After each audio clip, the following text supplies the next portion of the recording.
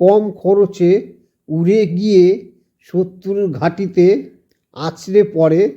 চীন পাকিস্তানের বুক কাঁপিয়ে আকাশ মিসাইল সফল পরীক্ষা ভারতের। ভারতের আকাশ মিসাইলের সফল উৎক্ষেপণ করেছে দেশ। উড়িষ্যার চাঁদিপুরের ইন্টিগ্রেটেড টেস্ট রেঞ্জ থেকে এই মিসাইলের উৎক্ষেপণ হয়। এই সফল উৎক্ষেপণ হয় ভারতের প্রতিরক্ষা DRDO তরফে। জানা গিয়েছে, সদ্য হওয়া এই পরীক্ষায় সফলভাবে টার্গেট আছড়ে পড়েছে এই মিসাইল।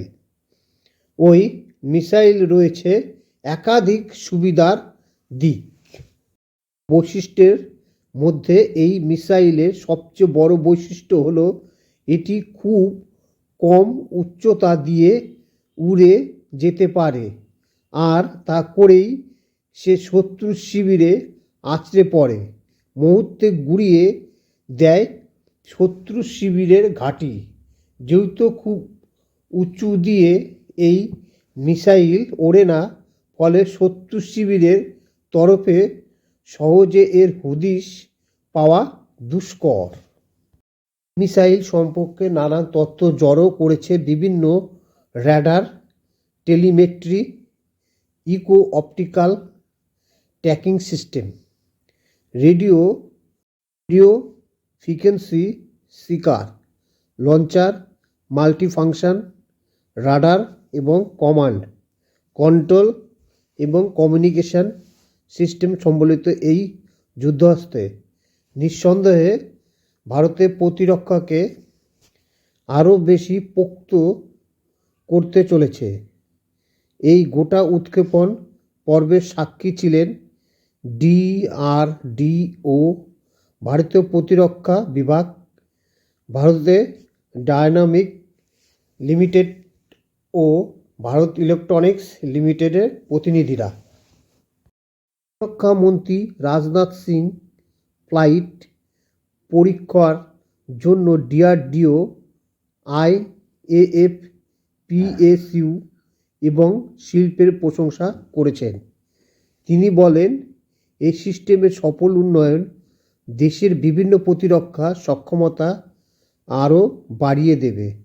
উল্লেখ্য, নয়া এই অস্ত্রের হাত ধরে আকাশপথে ভারতের প্রতিরক্ষা আরও জোরদার হবে। ভারতের আকাশ মিসাইলের সফল উৎক্ষেপণ করেছে দেশ।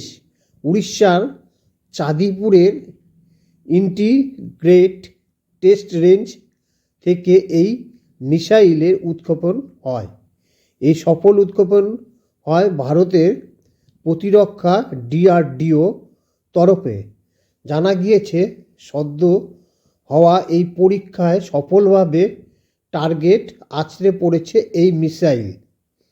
ওই মিসাইল রয়েছে একাধিক সুবিধার দিক।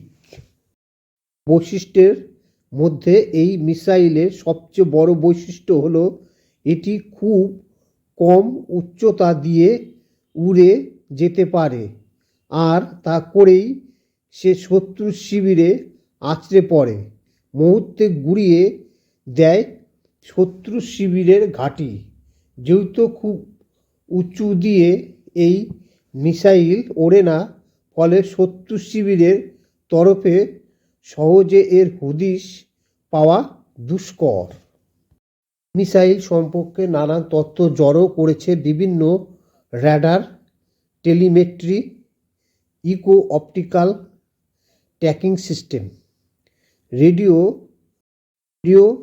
Frequency seeker, launcher, multifunction radar এবং কমান্ড কন্ট্রোল এবং কমিউনিকেশন সিস্টেম সম্বলিত এই যুদ্ধাস্ত্রে নিঃসন্দেহে ভারতের প্রতিরক্ষাকে আরও বেশি পোক্ত করতে চলেছে।